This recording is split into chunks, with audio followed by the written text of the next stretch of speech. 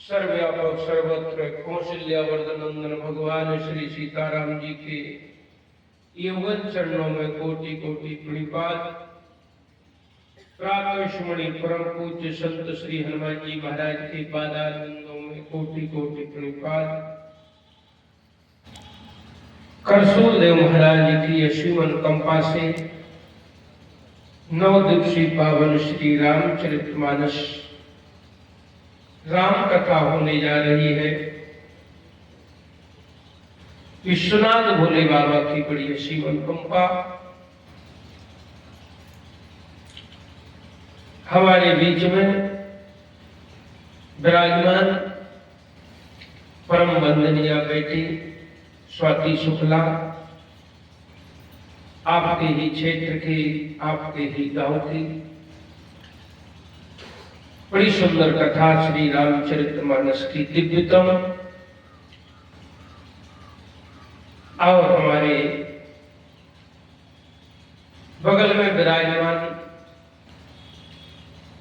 शुभ और बालक रूप में व्यास, बाल व्यास कहे ने, कम से कम संस्कार धारण कर रहे हैं।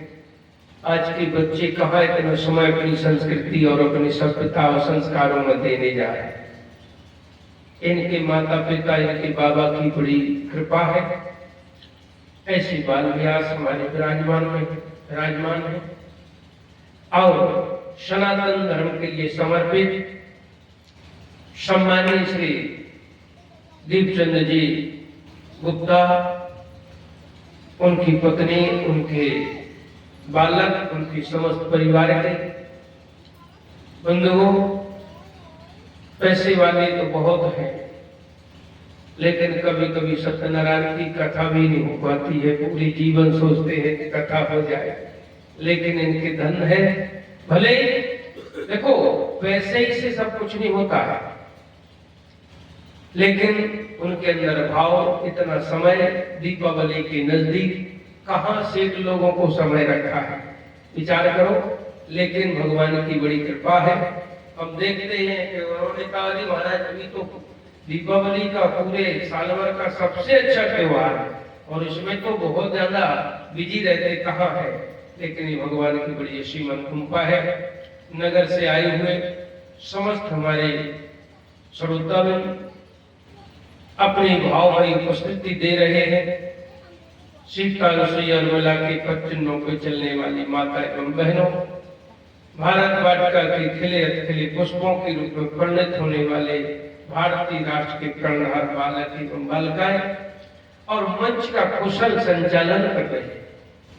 हमारे बीच में जहां भी कार्यक्रम होता है वो अपनी भावमयी उपस्थिति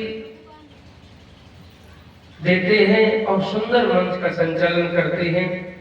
इनके ऊपर तो हम देख रहे हैं हमारे सच्चिदानंद मिश्रा जी और प्रधान जी दीपचंद जी, ये तो ब्रह्मा विष्णु महेश की जोड़ी कहीं भी कार्यक्रम हो उपस्थित जरूर होती है। विचार करो बंधुओं, ये कृपा नहीं है, ये अति हरि कृपा है। कृपा तो संसार के ऊपर है, उनके कृपा के बिना तो हम एक पल भी सांस नहीं ले सकते हैं। लेकिन जो अपने गृह कार्य को छोड़ के, सब कुछ छोड़ के आए महाराज, सब कुछ छोड़ दिया, सब भार तुम्हारे हाथों में, अब कथा में उपस्थित बैठे, जो कुछ करना हो तुम ही करो। तो बंधुओं, ऐसे हमारे मिश्रा जी, प्रधान जी और दीपचंद जी, इनकी भगवान की बड़ी सभी समर्थ हमारे विराजमान है। सभी की भगवान की बड़ी असीम मंगल कामनाएं।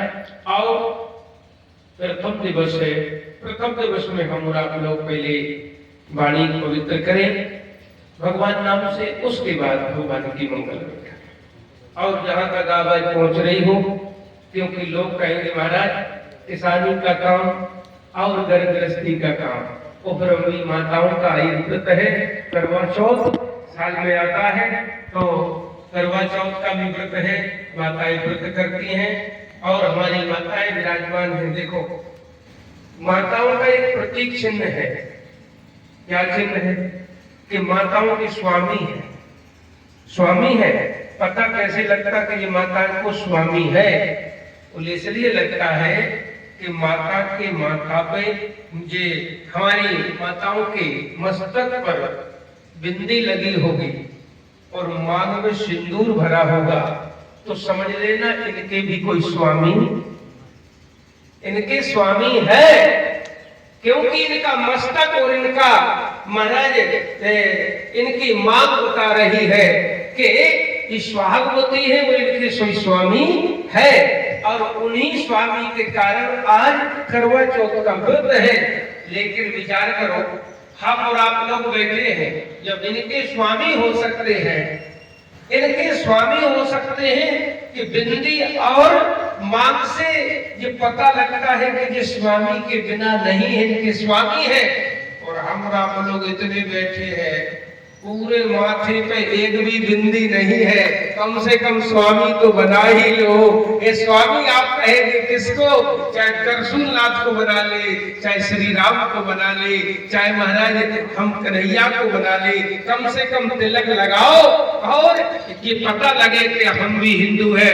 पूरा माथा ही बिल्कुल साफ है, पता ही नहीं लग रहा है क्यों नहीं लगाई, भगवान जाने। तो कम से कम कथा से जुड़े हो, सत्संग से जुड़े हो, तो आपके माथे पे अगर बिंदी होगी तो हम भी कहेंगे कि तुम्हारे या तो गणेश है या ब्रह्मा है या विष्णु है, तुम्हारे को भी स्वामी है। तो अगर तिलक नहीं लगा तो तुम्हारे कोई स्वामी नहीं है। जैसे इन माताओं के मस्तक पे अगर तिलक भरा बिंदी और मांग नहीं होती तो स्वामी नहीं होते हैं। बोलिए राजा रामचंद्र महाराज की जय हो। आओ हम और आप लोग, अच्छा आप बात कर दे तो बढ़िया रहे। हाँ हाँ बैठो, तो क्योंकि उसमें दिमाग बढ़ जाता है।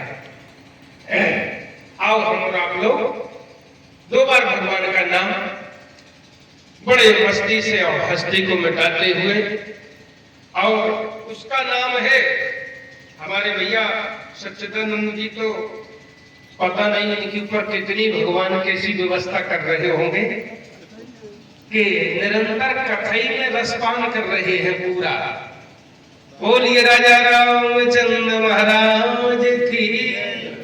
श्री राम जय राम जय जय राम, श्री राम जय राम जय जय राम। देखो भाव से लीजिए, अनुराग से लीजिए भगवान का नाम। श्री राम जय राम जय राम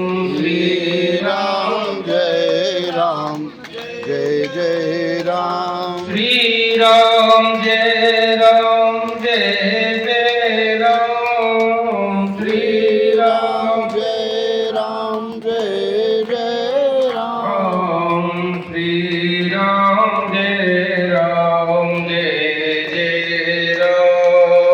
श्री राम जय राम जय जय राम। हम जय सहारा तेरा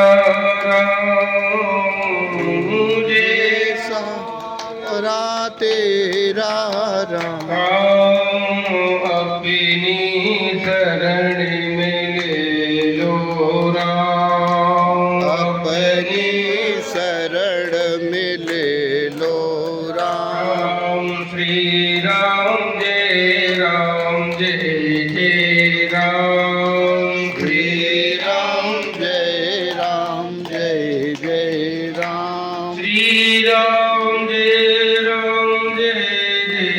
राम, श्री राम जय राम जय जय राम, श्री राम जय राम जय जय राम, श्री राम जय राम जय जय राम, श्री राम जय राम जय जय राम, श्री राम जय राम जय जय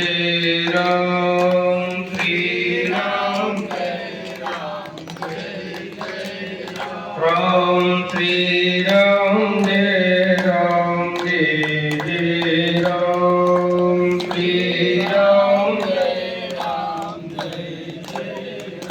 बोलिए राजा रामचंद्र महाराज की, काशी विश्वनाथ की, चित्रकूट धाम की, ग्राम की समस्त देवी देवताओं की, संत समाज की, श्रोता समाज की, स्थान देवताओं की, ग्राम देवताओं देवताओं की, पितृ देवताओं की, नमः पार्वती पते हर हर महादेव।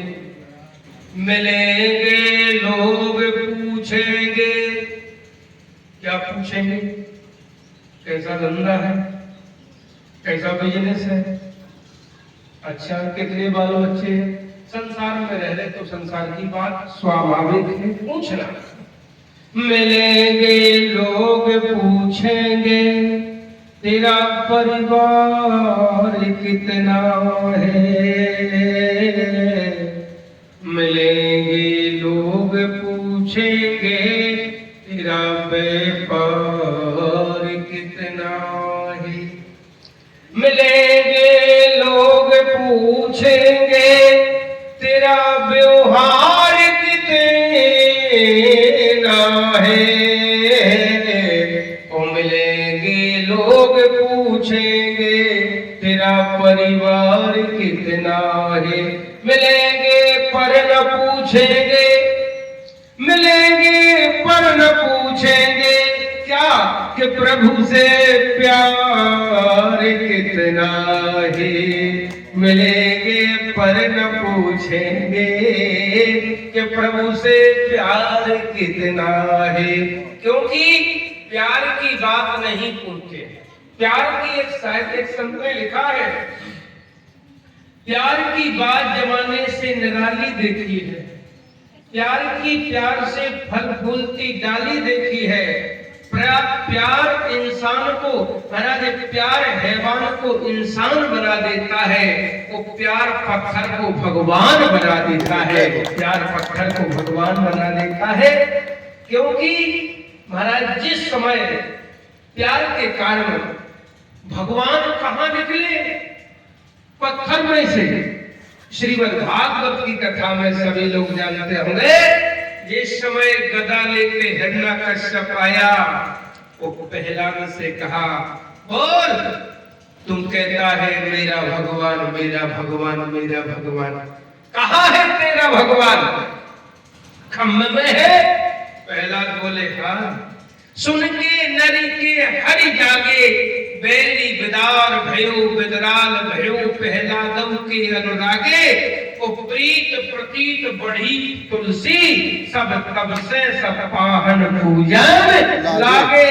जिस समय भगवान नरसिंह प्रहलाद के लिए खंबे में से प्रकट हो गए, उसी समय से हम सनातनी लोग पत्थर को भी भगवान के रूप में मानने लगे हैं, पत्थर में भी भगवान की पूजा करने लग गए हैं। ये होता है प्यार।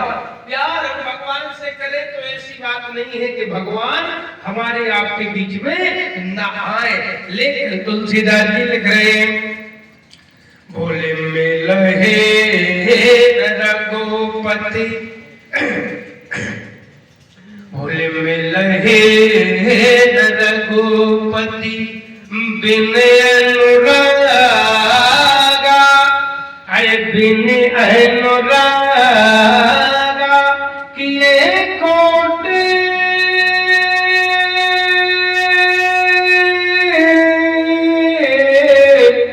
ज्ञाने बिरागा,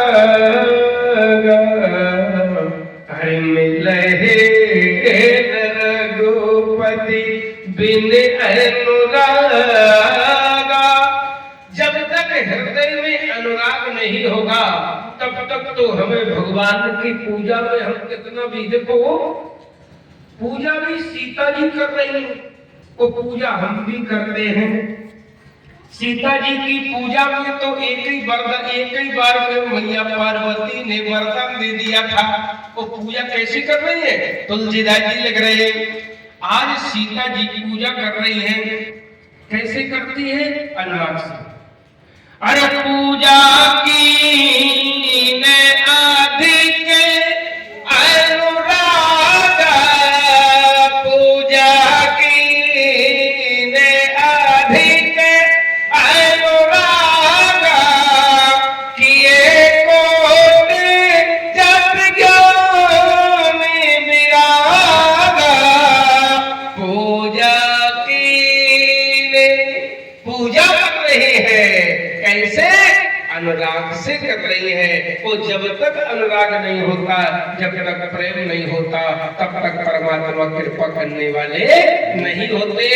हमारे आपके बीच में आज प्रथम दिवस है, और प्रथम दिवस में देखो ये जितने भी धार्मिक कार्यक्रम होते हैं, तो प्रथम दिवस में धार्मिक कार्यक्रमों में कम भीड़ होती है, और जैसे ही समय बढ़ता जाता भीड़ बढ़ती जाती है।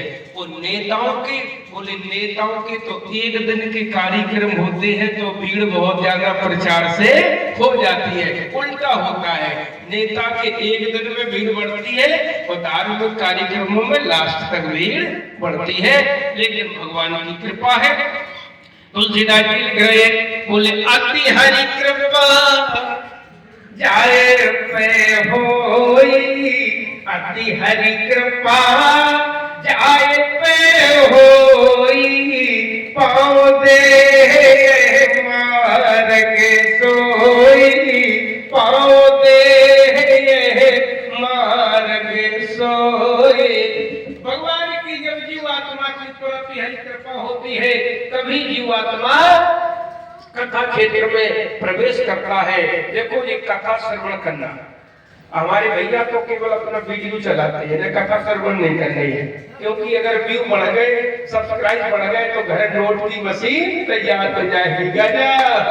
कहीं अगर यूट्यूब चला रहे हैं तो इन्हें कथा से नहीं, कथा वाचकों की वीडियो से मतलब है, तो जितने बढ़ जाएगी उतनी ज्यादा सेलिंग अच्छी होगी। तो वो नहीं लिखा जा रहा हो मैं चंद्र की, अन्यथा मत लेना मेरी बात को, नहीं कहेंगे। चलो बढ़िया जाइए। तो मेरे कहने का तात्पर्य है, ये भी कथा बहुत सारे लोगों को पैसा मिल रहा है कथा के माध्यम से, जो अच्छे व्यास हैं और उनके लिए सब्सक्राइब से बिलियन में बढ़ जाते हैं, तो लाखों रुपए घर बैठे आमदनी होने लगती है। ऐसा सिस्टम भगवान जाने जो कुछ हो, लेकिन ठीक है, धर्म का प्रचार वैसे हो रहा है। तो हम तो देखते हैं अपने भैया को, मिश्रा जी को और प्रधान जी को और हमारे दीपचंद जी तो सब जगह उपस्थित होते हैं, लेकिन भाव उभाव अनक आदसहु और नाम जपत मंगल हम कैसे भी सुने, किसी भी भाव से सुने, है भगवान की कृपा तो होती है। आओ जो मैं कहने जा रहा था, आज हमारी स्वाति जी से पंखा नहीं चलेगा, स्वाति जी के द्वारा थोड़ा लगवा देंगे, धरती से हवा आने लगे। शुक्ला जी, हाँ, स्वाति शुक्ला के सुर मधुर सुंदर काव्य श्री रामचरितमानस की दर्शनी भावमयी कथा को हम और आप लोगों ने बड़े मंगल भाव से श्रवण की है। अब आओ, ये सुंदर रामचरितमानस की उन्होंने व्याख्या की। इसका नाम क्या है बंधु? बोले इसका नाम है, अब आप देखें, एक संत कह रहे थे आज गांव-गांव और घर-घर, क्षेत्र-क्षेत्र, जिला, सब जगह, प्रदेश, देश, गांव, गली, मोहल्ले, सब जगह भगवान की कथा हो रही है, लोग श्रवण कर रहे हैं। तो सुंदर भाव उन्होंने कहा कि अगर लोग ऊपर से जितने अच्छे दिखते हैं, एक सूत्र है, लोग ऊपर से जितने अच्छे दिखते हैं, वो अगर हृदय में उतने ही अच्छे दिखने लगेंगे तो भगवान बहुत जल्दी कृपा कर देगा। हम ऊपर से तो बहुत अच्छे दिख रहे, लेकिन अंदर मामला बिल्कुल गड़बड़ है। तो जितने ऊपर से कपड़ों से, कबीरदास जी कह रहे हैं, कबीरा ये मन मलिन है, कैसा है? कबीरा ये मन मलिन है, धोइल छूटे रंग, ओ के छूटे हरि भजन से, तो कैसन दल को संग। अब भजन तो है नहीं, है कथा में भी कुछ नहीं है, तो जो कैसे विकारों की जो गंदगी लगी हुई है मन पे, कैसे छूटेगी? बोले मन का मल धोया नहीं, उस संत ने कहा कि मन का मल धोया नहीं, तन क्यों रहा सजाए। या एक दिन मन का मल धोया नहीं, तन क्यों रहा सजाए। या एक दिन तन राख होए धूर संग उड़ जाए। ये राख हो जाएगा और केवल एक बोरी राख होगी और वो भी धूल में उड़ जाएगी। बंधुओं एक ही होगी। बोले कह रहे मन में लातन उजला, गजब की बात है। मन में लातन उजला, बगुला जैसो भे, जा से कोई का गई भले, क्यों कि भीतर बाहर एक। ऐसे तो कोई अच्छे है। कम से कम एक बार पंपा सरोवर पर भगवान श्री राम जी बैठे, लक्ष्मण जी बैठे, तो हमारे पंपा सरोवर में जो बगुला था एक टांग उठाए तो ध्यान कर रहा था। लक्ष्मण जी बोले भैया भैया, बोले क्या? बोले देखो तपस्या कर रहा है, जल में तपस्या। जब जल में ये तपस्या कर रहा है, श्री राम जी ने कहा लक्ष्मण जी तुम जानते नहीं हो। अरे प्रभु साक्षात दिखाई दे रहा है, नेत्र बंद किए, एक पैर को उठाए और जल में डूबा है, तो तपस्या कर रहा है। इससे अच्छा और कौन भक्त हो सकता है? राम जी ने कहा भी देख न लक्ष्मण, और जैसे मछली आई उसने चोंच में दबाई और तुरंत निकल ली। बोले इसलिए ही तपस्या ये कर रहा था। तो ऐसे लोगों से बड़ी सावधानी से रहना चाहिए। आओ बड़ी सुंदर मनोरम कथा को श्रवण कर रहे थे। तुलसीदास जी लिख रहे हैं, इसका नाम क्या है? बोले यही में रघुपति, अरे नाहु में उदारा, अरे अति पावन पुराण सुरति सारा, यही में रघुपति, अरे नाम में उदारा, ओ अति पावन पुराण सुरति सारा। सुरति पुराण, सुरति माने वेद, वो पुराण। सबका सार क्या है? सबका सार निचोड़ क्या है? यही में रघुपत नाम उदारा, अति पावन पुराण श्रुति सारा। श्रुति वेद पुराण उपनिषद सबका मत क्या है? तुलसीदास जी कह रहे बोले सब कर्म खगना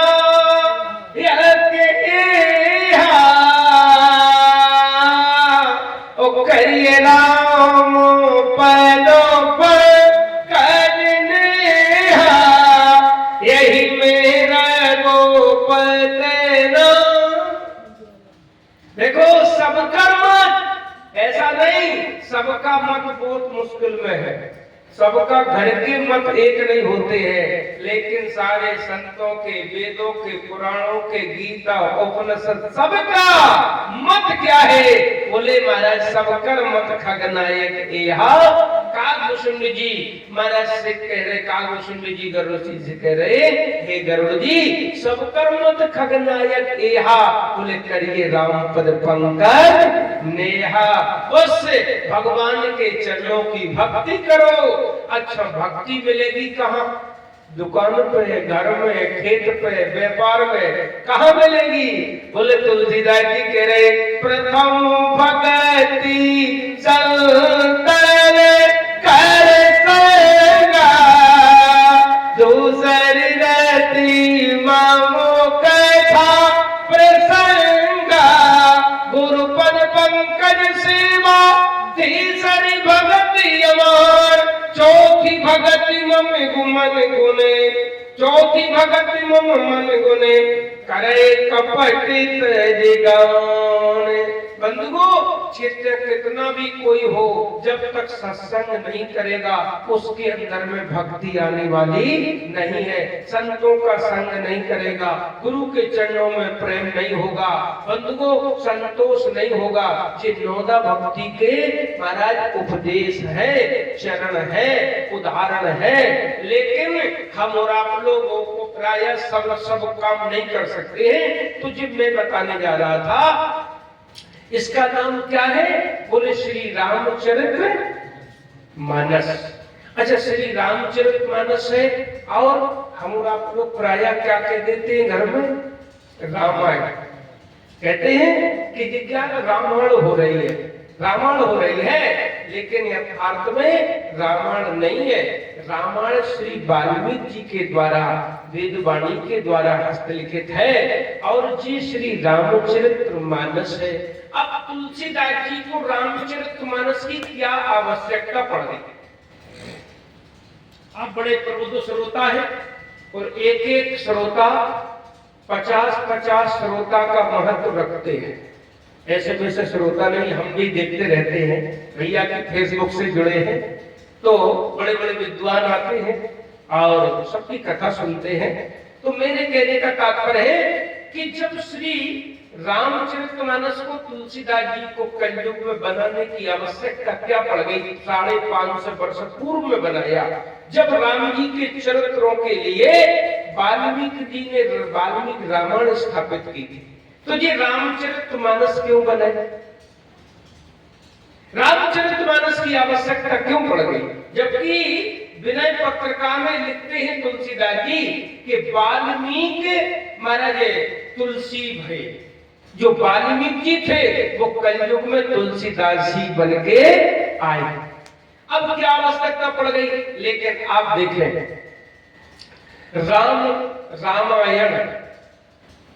रामायण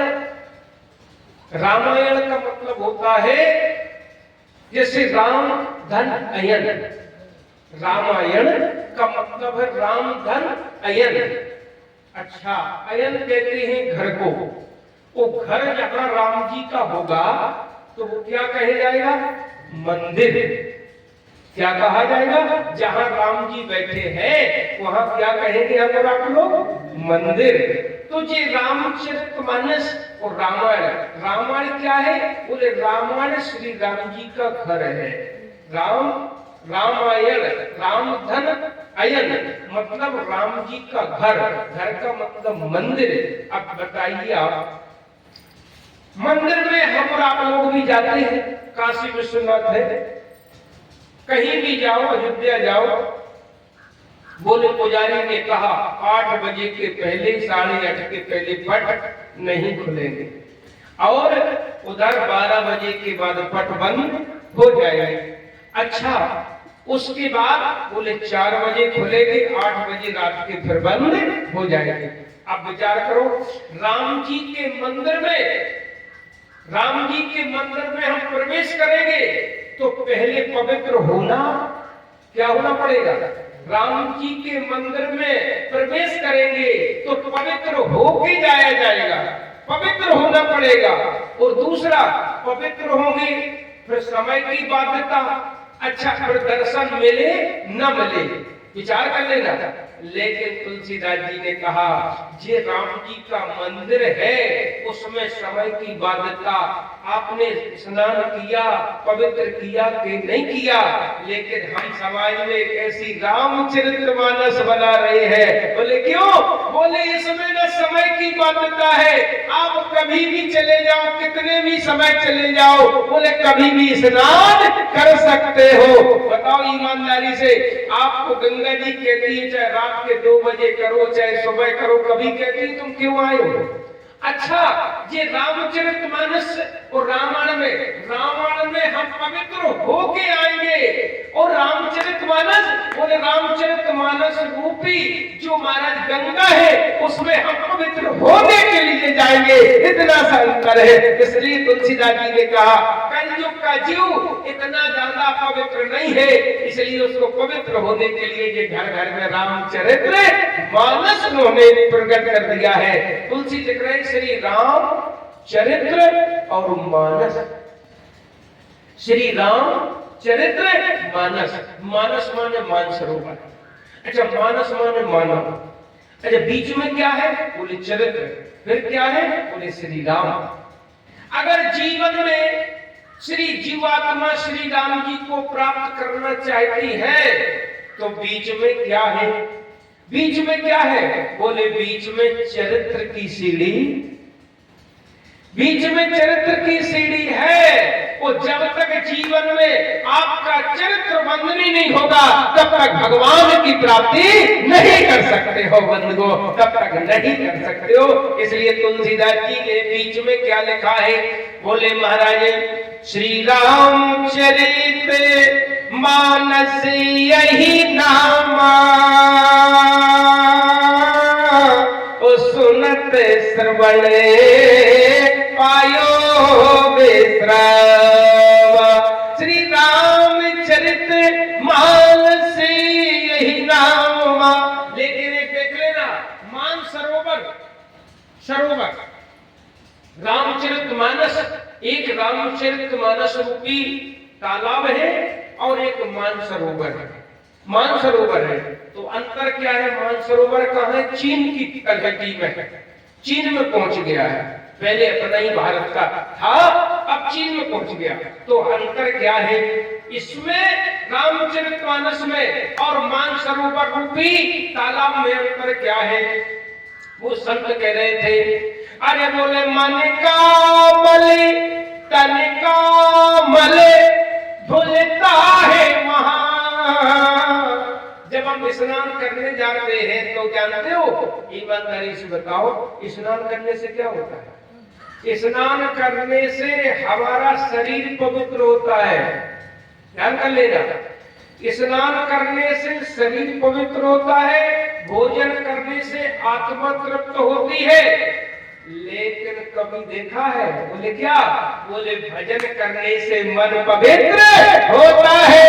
जब तक भजन नहीं होगा तब तक मन हमारा पवित्र होने वाला नहीं है।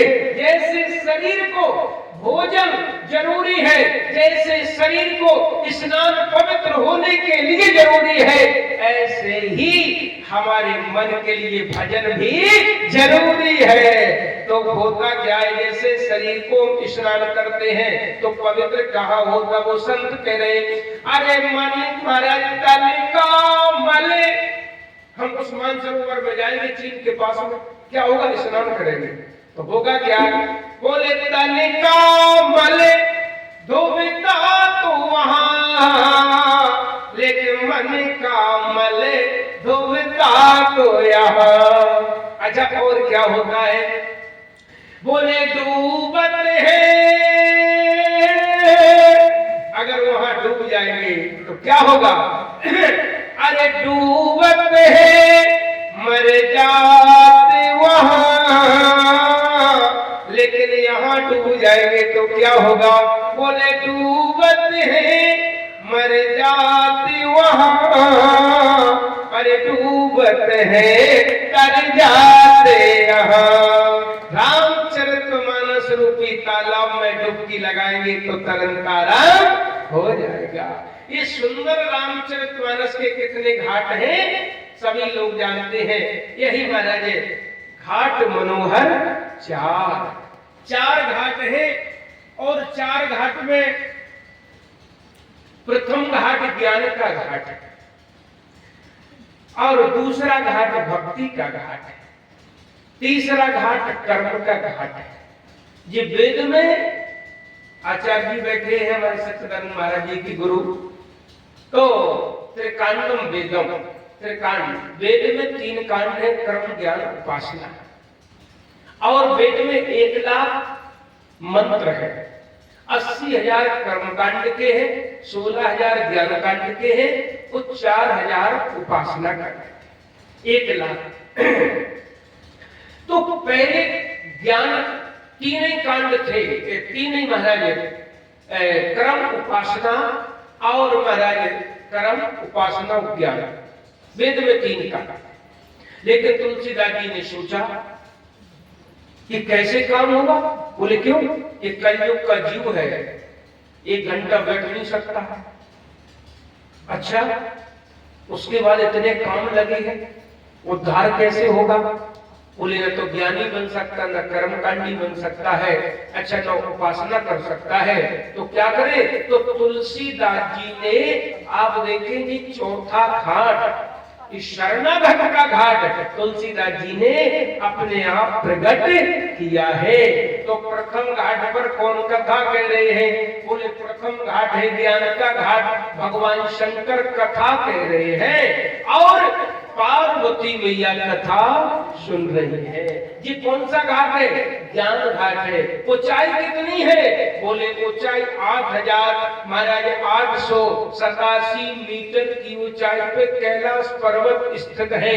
वहां पर एक विशाल बट का वृक्ष है। उस विशाल बट के वृक्ष के नीचे भगवान शंकर पार्वती मैया को कथा सुना रहे। तुलसीदास जी कह रहे, भवानी शंकर वंदे श्रद्धा विश्वास रूपणो, याभ्याम विना न पश्यन्ति श्रद्धा स्वान्तस्तमेश्वरम्। ज्ञान घाट पर भगवान शंकर विराजमान है, श्रद्धा रूपी पार्वती है और वहां पर कथा चल रही है। ये ज्ञान घाट है। और दूसरा घाट कौन सा है? बोले दूसरा घाट है महाराज भक्ति का घाट। भक्ति का घाट दूसरा है नीलगिरि पर्वत, जहां पर भक्त कागभूषण जी कथा सुना रहे हैं। और देखें कागभूषण जी कथा सुना रहे हैं, और कौन सुन रहे हैं? ऐसे वैसे काली कथा नहीं सुन रहे। बोले जो ज्ञान के भंडार मनोहर गरुड़ जी कथा को सुन रहे हैं। विचार कर लेना, अपना समाज इतना उदारवादी है। अरे इंसानों की तो छोड़ो, इंसानों की तो छोड़ो, अगर कोई कथा से जुड़ जाता है तो पक्षी की भी कथा सुनते हैं, उसकी भी पूजा करते हैं। लोग कहते हैं, अभी ज्यादा ट्रेड चल रहा था, अरे भाई ब्राह्मण ही कथा कहेगा या ब्राह्मण ही पूज्य बना रहेगा। ऐसी बात नहीं है। इससे ब्राह्मण बहुत उदारवादी है। ब्राह्मण हर समय समाज के उत्थान और कल्याण के लिए ही कार्य करता है। आप देख लेना, कोई भी वर्ग का व्यक्ति हो, ब्राह्मण हर समय उसको सम्मान करता है। अगर विद्वान है तो विचार करो, आपको सुनाए, ब्राह्मण कभी किसी का अहित नहीं चाहता है। बंधुओं हर समय उदारवादी रहा, समाज को साथ लेके चलने वाला रहा। समाज के लोग भले ही उसके प्रति कुछ भी कहें। देखो आप, विद्वान की बात है, रैदास कौन थे? रैदास दलित थे, है कठौती में गंगा बहती थी, लेकिन ब्राह्मण ने उनकी भी गाथा को गाया है। और आज भी मंचों से भक्त रैदास की गाथा गाते हैं और कहते हैं कि भक्त रैदास थे। और आप देखें, आप महाराज क्या बोलते, रहीम मुसलमान थे, लेकिन उन्होंने भी कन्हैया के प्रति भक्ति की श्रद्धा में डूबे रहे। तो आज भी ब्राह्मण अपने मंचों से रहीम की रस खान के आज भी पद्यों को गाते हैं बंधुओं। और आपको बताया, अब आप देखें मुरारी बापू, मुरारी बापू बैकवर्ड है, लेकिन बंधुओं वृंदावन में भी कथा चल रही थी। बड़े बड़े महाराज पंडितों ने फूलों से अपने घर में वर्षा की है और उनका सम्मान किया, सपत्नी किया। क्यों?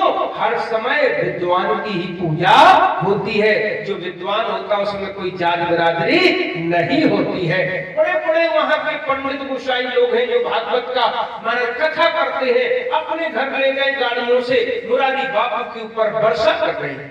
ऋतंबरा आप देखिए, ऋतंबरा कौन है? बैकवर्ड है, लेकिन सारा समाज आज भी उनको स्वीकार करता है। उमा भारती देखे आप, अच्छा उसके बाद रामपाल देखे, राम रहीम देखे, आसाराम बापू घर घर पूज गए हैं। विचार कर लेना, लेकिन ब्राह्मण कभी किसी से महाराज की ईर्ष्या नहीं रखता है। जो विद्वान होता उसको सभी पूजते हैं। और अपने जिला के गौरव की बात बताएं, हमारे जालौन जिला के गौरव हुए, कौन जानते? पहले राजेश मोहम्मद थे, राजेश मोहम्मद थे और उन्होंने तो पूरे भारत में क्या विदेशों में उनका नाम हो गया। फिर जानते हो दीक्षा ली सन्यासी से, तो राजेश मोहम्मद से वो राजेश्वरानंद सरस्वती हो गए। और आज भी यूट्यूब में आप देखें और सारे जितने भी विद्वान हैं जहां भी जाते थे स्वामी जी सारे लोग सम्मान करते थे, पैर छूते थे, मंच दिया समाज में। और बताइए इससे ज्यादा और क्या हो सकता है।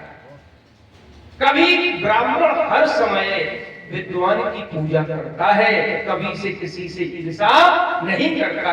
लोग भले ही गलत अफवाह उड़ाते हैं, लेकिन अंदर घुस के देखें, इतिहास में जाए, अतीत में जाए, कहीं किसी समय जाए, आपके अंदर टैलेंट है, विद्वान है, आप मंच में बैठो, कथा खाओ, तुम्हारा सम्मान करेंगे। क्या परेशानी है? हम हिंदुओं को इकट्ठा होना है, लेकिन कुछ लोग खैर छोड़ो। बोलिए राजा रामचंद्र महाराज की। हरे श्री राम जय राम जय जय राम, श्री राम जय राम जय जय राम, श्री राम जय राम जय जय राम, श्री राम जय राम जय जय राम, श्री राम जय राम जय जय राम, श्री राम जय राम जय जय राम। बोलिए राजा रामचंद्र महाराज की जय। तो मैं कह रहा था जो भगवान के चरित्रों से ज्ञानी हो गया है, चाहे इंसान हो उसको भी सम्मान मिलता है, चाहे पक्षी भी हो उसको भी सम्मान मिलता है।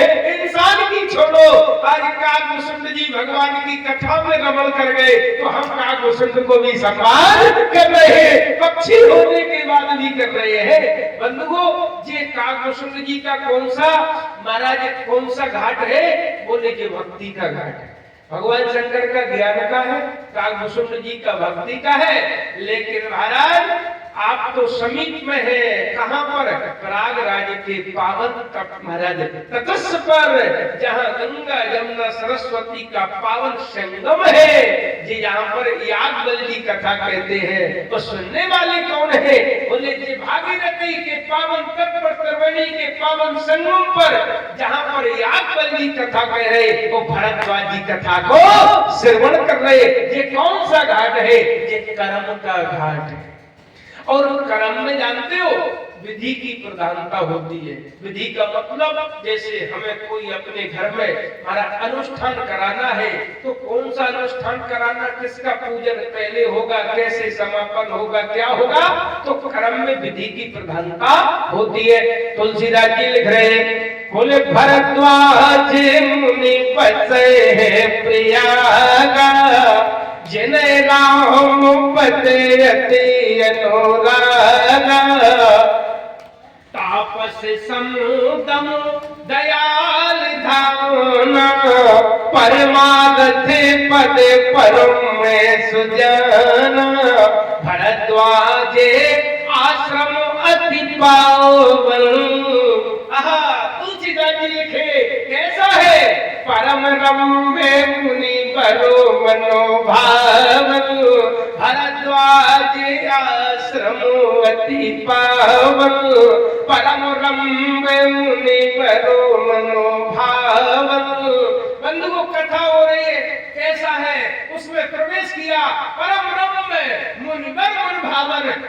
रमणीक स्थल है, परम रम्य है, सुरम्यता है, स्थित तट पर है, जहां एक बार प्रवेश करने से मन भगवान के चरणों में लीन हो जाता है। ऐसे परम रम्य है। और तुलसीदास जी ने रामचरितमानस में परम रम्य कहां लिखा है?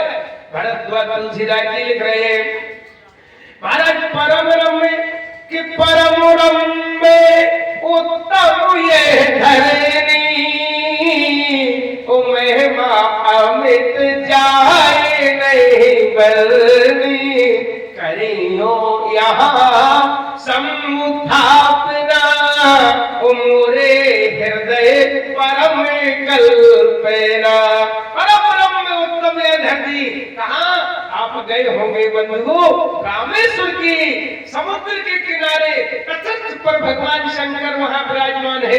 जिस समय भोले बाबा का दर्शन करते हैं, रामेश्वर का, भगवान का, आहा मन ऐसा होता है घर वर छोड़ के बस भोले बाबा के चरणों में ही आज रम जाए। अच्छा, और तुलसी और कहां लिखे परम में? अब जिस समय हमारे ठाकुर जी पहुंचे बगिया में तो क्या किया? बाग तड़ागे बिलो के प्रभु, अरे हर से बंधु समय कैसे है? परम रम आराम है जो राम सुख दे। परम रम, अरे तुलसीदास जी और चौथी जगह लिख रहे, कहा? परम रम्बो, ओ परम रम्बो गिरु बरु कैलास, ओ जहां सदा से उमा निवासो। परम रम्य भगवान शंकर आज महाराज कैलाश पर्वत कैसा है? ऐसा वैसा नहीं, एयर कंडीशन वाला है। और वहां महाराज निवास भगवान शंकर का है, नंदी है, महारानी पार्वती है। तुलसीदास जी कह रहे कैसा रमणीक स्थल लिखा है? बोले परम रम्य गिरिवर कैलाश, जहां सदा से हो रम्य नहीं है, रम्य नहीं है, रम्य तो रमणीकता हो गई, सुंदरता हो गई। बोले परम रम्य है, तुलसीदास जी लिखे परम रम्य, इससे बढ़कर और कुछ नहीं होगा। तो मेरे कहने का तात्पर्य भरद्वाज की यहाँ परम रम्य, महाराज रामेश्वर में परम रम्य, और कैलाश पर्वत पर परम रम्य, और महाराज वाटिका में परम रम्य। अब जब भरद्वाज जी महाराज पहुंचे, भरद्वाज जी महाराज के पास में, आज भरद्वाज जी यादव जी के पास पहुंचे, विचार किया कर्म के घाट पर एक मन में जिज्ञासा आई। हर एक व्यक्ति के होती है, आना भी चाहिए। पहुंचे, बोले महाराज, बोले हाँ। पूछने में लज्जा तो लग रही है, आप कहेंगे कैसे हो, आप मुझसे पूछ रहे हो, लेकिन मैं पूछना चाहता हूँ। बताओ क्या पूछना चाहते हो? बोले अभी यहाँ माघ मगर का महीना, बड़े बड़े संत महात्मा यति, अभी जैसे प्रसाद 60 करोड़ लोग पहुंचे। एक वैज्ञानिक महाराज यंत्रों के माध्यम से जानकारी हुई कि 60 करोड़ ने स्नान किया है। तो अब उसमें बता सकते हो कितने भगवान किस रूप में आए थे, कौन किस रूप में आया था, वहां कितने लोग आए थे, देश विदेश से आए थे, कोने कोने से आए थे। तो याज्ञवल्क्य जी से महाराज भरद्वाज जी ने पूछा, तो याज्ञवल्क्य जी कहने लगे कि अभी तुम्हारे अंदर अगर कोई कल्पना थी, जिज्ञासा थी पूछने की, तो अभी यहाँ पर तुम्हारा आध्यात्मिक आदि भौतिक जगत का तुम्हारा सत्संग ज्ञान में, भक्ति में, कर्म में, उपासना में, वेद वेदांत सब कुछ था, कुछ भी पूछ लेते। तो भरद्वाज जी महाराज ने कहा प्रभु बताए? बोले हाँ, तत्व की बात जानने के लिए भीड़ में आनंद नहीं आता है, तत्व की बात भीड़ में नहीं जानी जा सकती है। तो फिर बोले यहाँ तो संगम पे अनादि काल का जो महाराज चलता है संगम का मेला, यहाँ तो संतों की भीड़ थी, यहाँ पर तत्व की बात नहीं जान सकते हैं। तो फिर बोले एकांत चाहिए। बोले एकांत? बोले हाँ, क्या जिज्ञासा है, बताओगे महाराज? बोले क्यों नहीं बताएंगे, पूछो। तुलसीदास जी कह रहे हैं, बोले राम कबल प्रभु पूछो तो ही कहो बुझाए, कृपा निधि मोहे। राम कबल प्रभु पूछो तो ही। बस मुझे जी बता दो कि राम कौन है। अब बताइए, राम ऐसे जाने हो?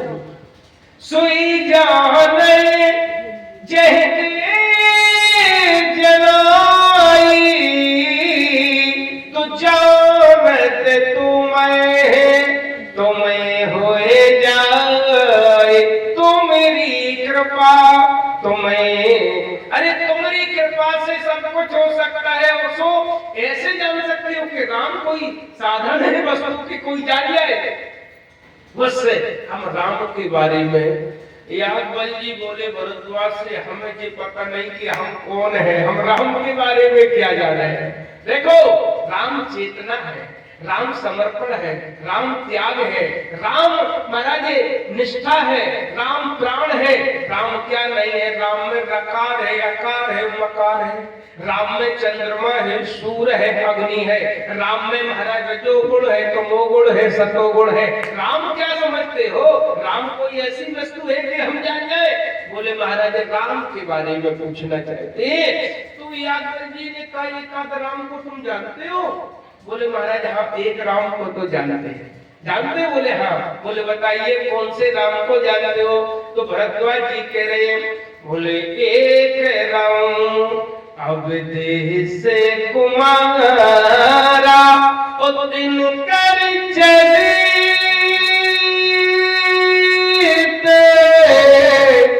विदित संसारा।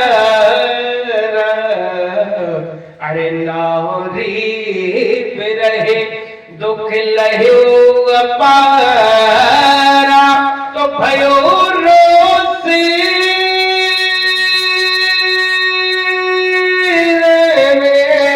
अरे रावण मारा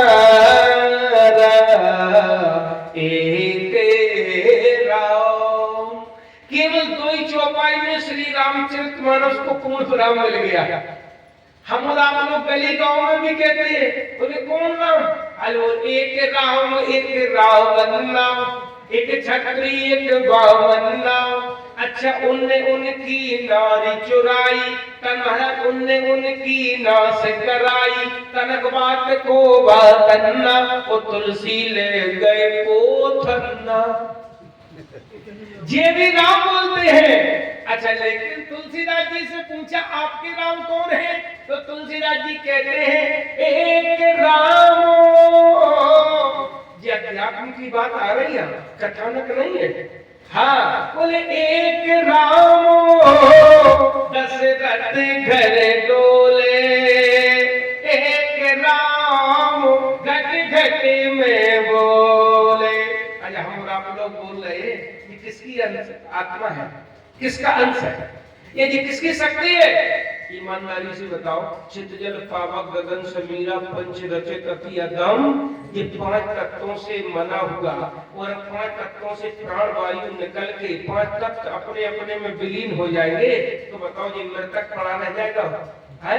वो 2 दिन घर में रखे रहो तो बदबू आने लगेगी। वो ले जाओ जल्दी ले जाओ, हटाओ हटाओ। और कहा महाराज जब साबुन ले शैम्पू ले।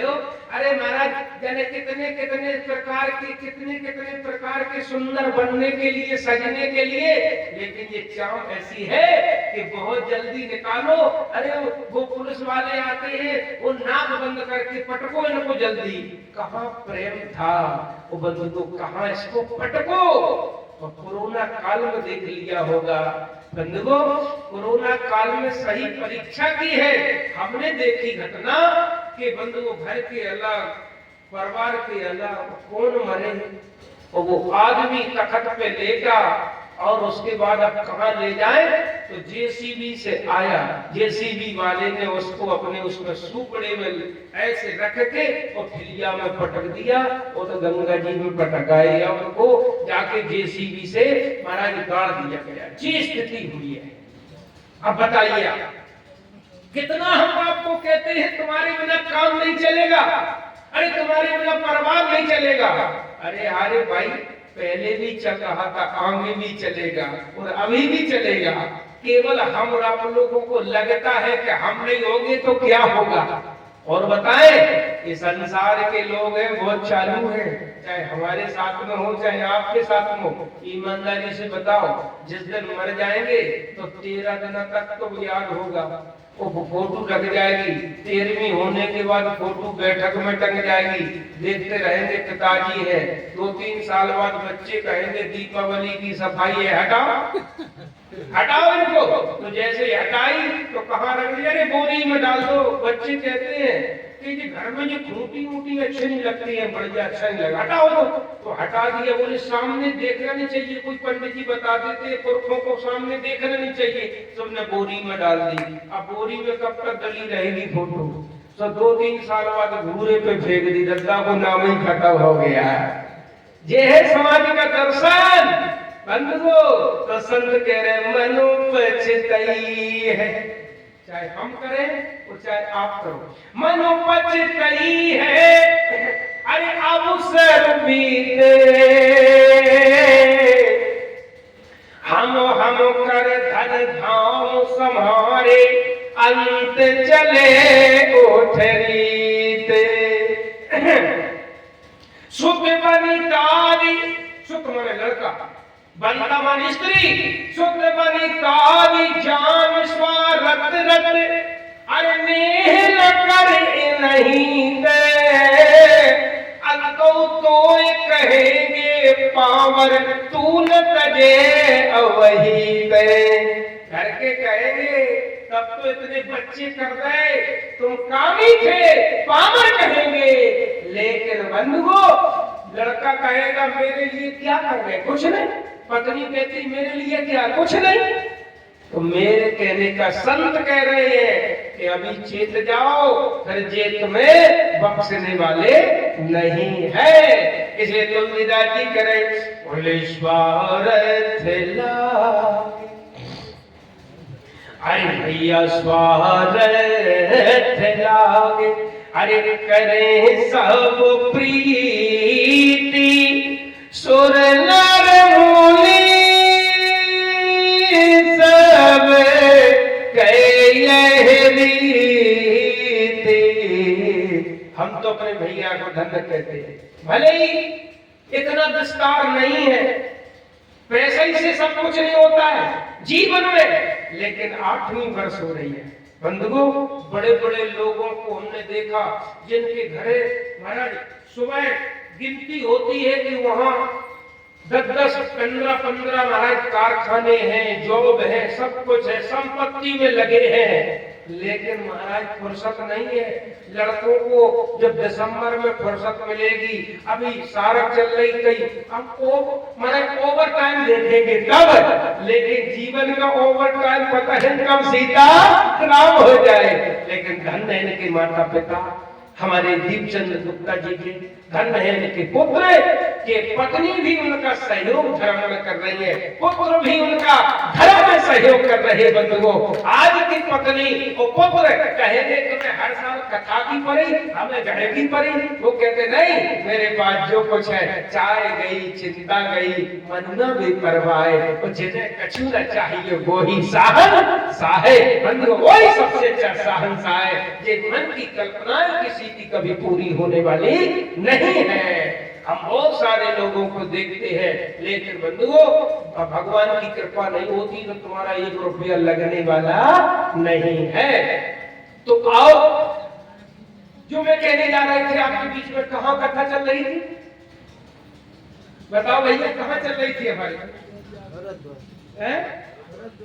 हाँ, भरद्वाज। हम समझ रहे थे ऐसी बात नहीं है, दादाजी तो बड़े हमारे भैया बैठे हैं, प्रधान जी ने भी हनुमान जी को बुलाया था नवरात्र में। तो आओ, जो गोस्वामी जी कह रहे हैं, उन्होंने क्या कहा, बोले राम में कवन प्रभु पूछो तो ही, तो कहा वो बुझाए कृपा निधि मोहे, राम कवन। राम कौन है मुझे बताओ बस, और कुछ नहीं। धर्म महाराज भरद्वाज जी से यादव जी ने कहा, पूरा जीवन निकल गया, मुझे अपने आप का पता नहीं है, और तुम कहते कि राम कौन है। अच्छा, रामकृष्ण परमहंस का नाम सुना, विद्वानों के माध्यम से सुना। विवेकानंद के महाराज गुरु थे, कैंसर से पीड़ित थे, कलकत्ता में रहते थे। मां काली का दर्शन साक्षात होता था, साक्षात होता था। लोग क्या कहते थे, पागल है पागल। तो क्या कहते थे, इन्हीं दिमागों में भरे हैं अमृत के लच्छे हैं, इन्हीं दिमागों में भरे हैं अमृत के लच्छे हैं, हमें पागल ही रहने दो, हम पागल ही अच्छे हैं, हमें पागल ही। संसार अगर तुम्हें पागल पागल कहने लगेगा तो फिर भगवान की तुम्हारी करीबता बढ़ती जाएगी, भक्ति तुम्हारी भगवान के प्रति नजदीक होती जाएगी। जब संसार के लोग तुम्हें पागल कहे, घर परिवार गांव गली, अरे पागल है, लेकिन बंधुओं बहुत सारे पागलों को देखा होगा, उनका केवल एक ही चिंतन है, बस ऊपर और किसी से मत, मिल गया तो खा लिया, सुध आ गई तो स्नान कर लिया, और कुछ नहीं। तो रामकृष्ण परमहंस को मां काली साक्षात दर्शन देते थे। तो किसी ने कहा स्वामी जी आपको कैंसर का रोग है, मैया रोग दर्शन देती है और आपकी इतनी भक्ति है उसके कारण, अरे मैया से कह दो कि कम से कम एक कृपा कर दें कि रोग जो आपके अंदर है वो खत्म हो जाएगा। स्वामी रामकृष्ण ने और हम आप लोगों में बहुत अंतर है। हम और आप लोग रोग के पीछे जमीन जायदाद संपत्ति जेवर सब कुछ दांव पे लगा देते हैं, रोग ठीक हो जाए, रोग हम बच जाए, क्योंकि मरने का भय सबको लगता है। वो मरने के कारण श्रीमद् भागवत का जन्म हुआ। अगर राजा परीक्षित जी को अगर मरने का भय नहीं होता तो ये श्रीमद् भागवत का उद्गम नहीं होता। बंधुओं मरने का भय सबको है, तो उन्होंने कहा नहीं हम मां से नहीं कह सकते हैं। बोले क्यों? कि भाई एक और ध्यान कर लेना, प्रारब्ध जो आपने कर्म किया है वो प्रारब्ध बन जाता है। वो प्रारब्ध से क्या होता है कि प्रारब्ध जो किया हुआ है वो कभी आपका साथ छोड़ता नहीं है। क्यों? पहले प्रारब्ध रचा पाछे रचा शरीर। पहले जीव के आने के पहले प्रारब्ध रचता है। उन्होंने कहा ठीक है हम मैया से कह देंगे कैंसर मुक्त हो जाएंगे, लेकिन जब दोबारा जन्म मिलेगा, जरूरी नहीं है कि मैया हमें दोबारा मिले, वो कृपा करे तो कम से कम दोबारा जब जन्म मिलेगा तो फरेश तो मिलेगा, रोग दुख से दूर तो मिलेगा। एक जब वहां पर कलकत्ता जैसे शहर में, जैसे आज महाराज प्रेमानंद जी इस समय बीमार चल रहे हैं, उनको किडनी की प्रॉब्लम है, तो उनका जब कितना ज्यादा पूरे भारत में सब जगह प्रचार प्रसार क्यों भक्ति मार्ग के हैं, तो उस समय उनका भी रामकृष्ण परमहंस का था। महाराज चारों तरफ भक्ति की जय जय हो रही थी, लोग मिलने जाते थे। एक सेठ जी ने सोचा चलो हम भी चले। सेठ जी पैसे वाले थे, बड़े अभिमानी थे, सत्संग कभी किया नहीं था। सेठ जी पहुंचे, महाराज जी ने जैसे सब बैठे थे सब बैठ गए। सेठ जी ने कहा महाराज जी, बोले हाँ, प्रणाम किया। बोले हमारा हमने सुना आपको मां काली दर्शन देती है। बोले तो मैया की कृपा है, कलयुग के जीव है, पापी है, प्राणी है, ये मां की कृपा है कि हम जैसे तुच्छ जीव पर कृपा कर देती है। अच्छा महाराज हमें ज्यादा प्रवचन सुनने की आदत नहीं है, और ये प्रवचन अपने रखो। तो महाराज जी बोले सहज भाव से कहा तो बताओ क्या चाहते हो सेठ जी? बोले ठीक है, अगर तुम्हारे पास मैया दर्शन देने शाम को आए तो फिर सुबह हमारे घर भेज देना हमको दर्शन देने के लिए। महाराज जी ने सोचा इसको बहुत अपने सेठ होने का अभिमान है, चलने लगा। बोले चलने का हमको टाइम नहीं है, कारखाने बहुत लगे हैं, बहुत लोग लगे। महाराज जी बोले सुन जरा, हम तेरे घर भेज देंगे, लेकिन पहले तू पता तो बता ना। पता बोले अरे कलकत्ता जैसे शहर में सारे लोग हमको जानते हैं। अरे जानते तो है, मकान नंबर बताओ, अपना पता बताओ। बोले फलाने मोहल्ले में, फलानी गली में, फलानी चौराहे से हमारा मकान है। मकान से महाराज जी ने कहा तेरे मकान का पता है।